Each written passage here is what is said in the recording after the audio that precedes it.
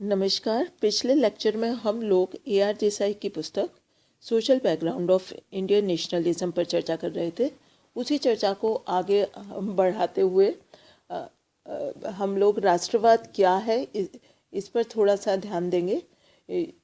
राष्ट्रवाद से अर्थ एक ऐसी फीलिंग, ये जो महसूस आप कर सको, उससे अर्थ निकाला जाता है जिसमें जाति, धर्म, भाषा या क्षेत्र, इसकी तुलना में आप अपने नेशन को, अपने राष्ट्र को, अपने देश को ज़्यादा महत्व दो।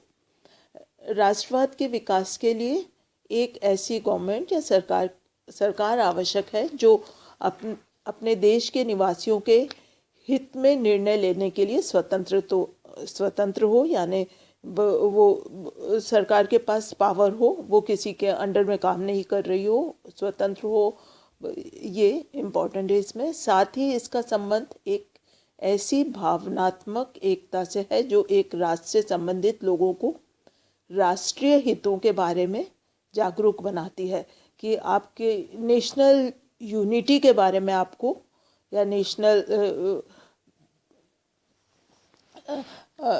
आपके जो हित हैं उनके लिए वो आपको एकजुट करती है। राष्ट्रवाद का एक अन्य तत्व है, वो है आपकी राष्ट्रीय संस्कृति, कि नेशनल लेवल पर आपका कल्चर कैसे है। जैसे हम लोग 26 जनवरी बनाते हैं, 15 अगस्त मनाते हैं, ये जो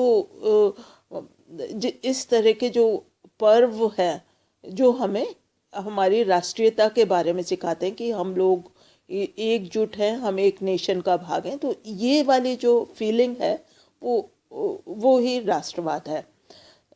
तो राष्ट्रवाद का एक अन्य विशेष चीज़ है कि राष्ट्रीय इतिहास, राष्ट्रवाद का वह आधार जो लोगों को अपने से भिन्न राष्ट्रों के लोगों के विरुद्ध एकजुट हो रहने की प्रेरणा भी देता है, कि आप दूसरे देशों से नहीं, आप स्वयं एकजुट होकर रहे हैं। इसी कारण प्रत्येक राष्ट्र का यह प्रयत्न रहता है कि राष्ट्रीय इतिहास से संबंधित प्रमुख व्यक्तियों और घटनाओं से अधिक लोगों को परिचित कराया जाए, कि आप उन्हें रिमाइंड करा रहे हैं कि आपका जो राष्ट्र बना है, जो नेशनलिज्म है, उसे बनाने के लिए, इस भावना को बनाने के लिए किन किन लोगों ने कंट्रीब्यूट किया। जैसे हम लोग महात्मा गांधी के बारे में पढ़ते हैं, पटेल के बारे में पढ़ते हैं, नेहरू के बारे में, या उनका कंट्रीब्यूशन जो है वो इस चीज़ का आधार है।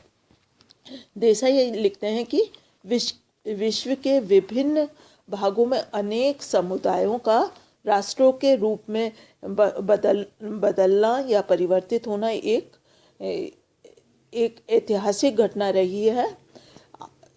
आज से लगभग 400 साल पहले तक विश्व के सभी देशों में किसी न किसी प्रकार की राजशाही या सामंतवादी, मतलब राजाओं का शासन रहा है, या सामंतवादी फ्यूडलिस्ट सोसाइटीज़ रही हैं, सामंतवादी व्यवस्था से जकड़े हुए थे।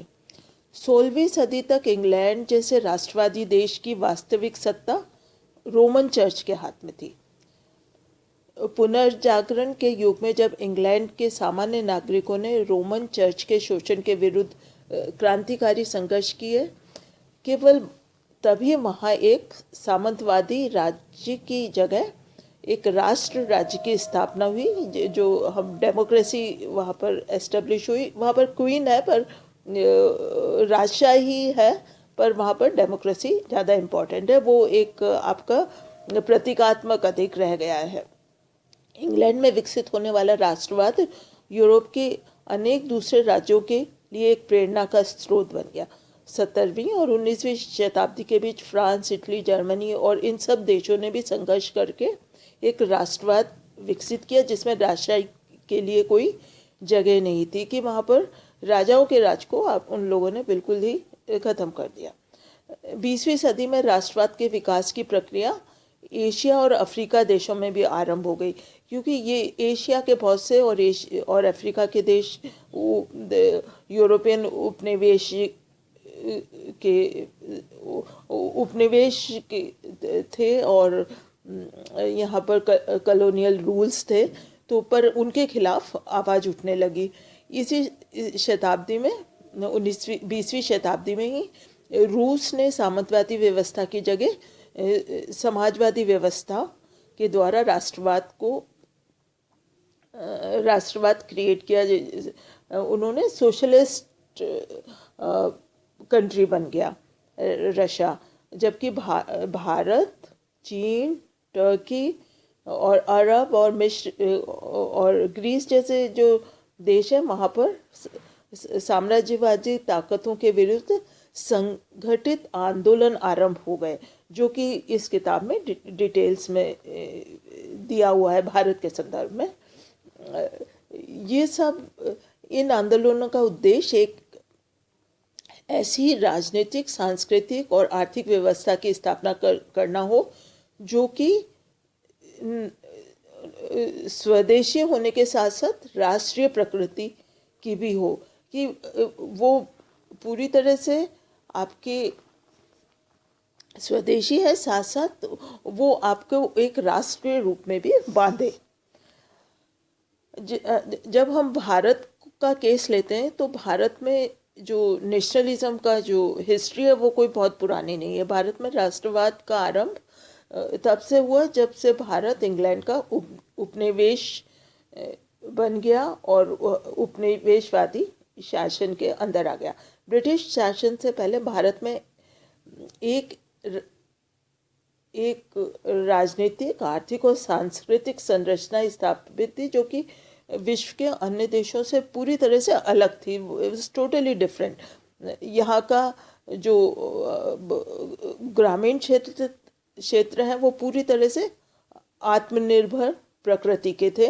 यह यूरोप की सामंतवादी व्यवस्था से भिन्न थे। वहाँ की जो फ्यूडलिस्टिक सिस्टम था यूरोप का, उससे यहाँ के गांवों की जो इकोनॉमी थी वो बिल्कुल डिफरेंट थी। ग्रामीण जीवन बहुत कुछ आत्मनिर्भर प्रकृति का था। सामाजिक आधार पर संपूर्ण देश में डिफरेंट जाति उपजातियों में बटा हुआ था, जो अभी भी है हमारे, मतलब हमारा जो कास्ट सिस्टम है उसे न तो मुगल रूल जो जितने भी और न ब्रिटिशर्स उसको स्ट्रक्चरली चेंज ही नहीं कर पाए हमारे, जो इतना स्ट्रॉन्ग जो हमारा कास्ट सिस्टम रहा है। और जो विभिन्न जातियाँ उनके बीच विवाह, व्यवसाय, ऑक्यूपेशन और जो खान पान और जो सामाजिक संपर्क से संबंधित बहुत सी भिन्नताएं और के कारण सभी जातियां आत्म केंद्रित समूह के रूप में जीवन व्यतीत कर रही थी। और कोई धर्म भी हमारा ऑर्गेनाइज नहीं था जिस तरीके से इस्लाम और क्रिश्चियनिटी रहे। धार्मिक आधार पर हिंदू धर्म का कोई एक सर्वव्यापी आधार नहीं था, बल्कि हिंदू धर्म बहुत से संप्रदायों, पंथों और विश्वासों में बटा हुआ रहा। यहाँ पर कोई ये नहीं था कि आप हिंदू हो तो आपको ये करना है, किसी तरह का लिखित तो कोई इस तरह का रूल नहीं रहा। वो संप्रदायों, पंथों, इनके आधार पर डिवाइडेड रहा। राजनीतिक आधार पर भी अगर हम देखें तो भारत कभी एक अखंड राष्ट्र नहीं रहा। यहाँ पर आप कल्चरली एक से हैं, आपकी भाषा भी काफ़ी स्थानों पर एक हो सकती है, एक थी, पर हम लोग एक राष्ट्र के रूप में बंधे नहीं हुए थे, बल्कि जो पूरा भारत का जो एरिया है वो बहुत छोटे छोटे हजारों साम्राज्यों और नगर राज्यों में बटे हुए राजतंत्र के अधीन थे। जैसे छोटी छोटी जगह पर आप जाते हैं तो ये राजा महाराजा आपको या कोई नवाब के उसमें, तो वो बहुत छोटे छोटे, वो किसी भी तरह से एक यूनिफाइड सिस्टम नहीं था, यूनिफाइड पॉलिटिकल सिस्टम के अंतर्गत भारतीय समाज नहीं रहा। जब विश्व के दूसरे देशों में राष्ट्रवाद का विकास उन दशाओं के बीच में हुआ जब उसी देश में राजनीतिक और धार्मिक संरचना से संबंधित था कि वहाँ पर भारत के राष्ट्रवाद या नेशनलिज्म की एक जो प्रमुख विशेषता रही, जिसके कारण कि वो डेवलप हुआ, उसका प्रादुर्भाव हुआ, उसका जो दशाएं थी वो मुख्य रूप से ब्रिटिश शासन के अधीन जो भारत रहा उससे नेशनलिज्म की शुरुआत हुई।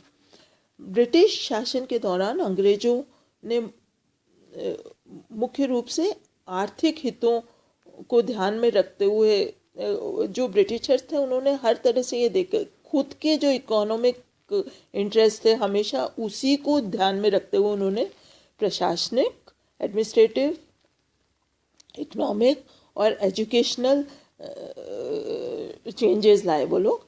इसकी प्रकृति भारत की जो परंपरागत संरचना थी, जो हमारे ट्रेडिशंस थे, उससे बिल्कुल अपोजिट थी, उससे बिल्कुल भिन्न थी। इसके फलस्वरूप यहाँ पर एक और सामाजिक आर्थिक वर्गों के निर्माण की प्रक्रिया आरंभ हो गई और दूसरी ओर अनेक ऐसी राजनीतिक शक्तियाँ पैदा होने लगी जिन्होंने लोगों के थिंकिंग, उनके बिहेवियर के जो तरीके हैं उनको एक नई दिशा देना शुरू कर दिया। और इन सब चीज़ों ने ही भारत में राष्ट्रवाद का विकास किया और यहाँ से ही राष्ट्रवाद का आइडिया शुरू होने लगा और एक विशेष आर्थिक और राजनीतिक पृष्ठभूमि बनने लगी, जिसने कि हमारे नेशनलिज्म को आगे बढ़ाया या उसकी शुरुआत की। Thank you. हम नेक्स्ट लेक्चर में इसी को कंटिन्यू करेंगे।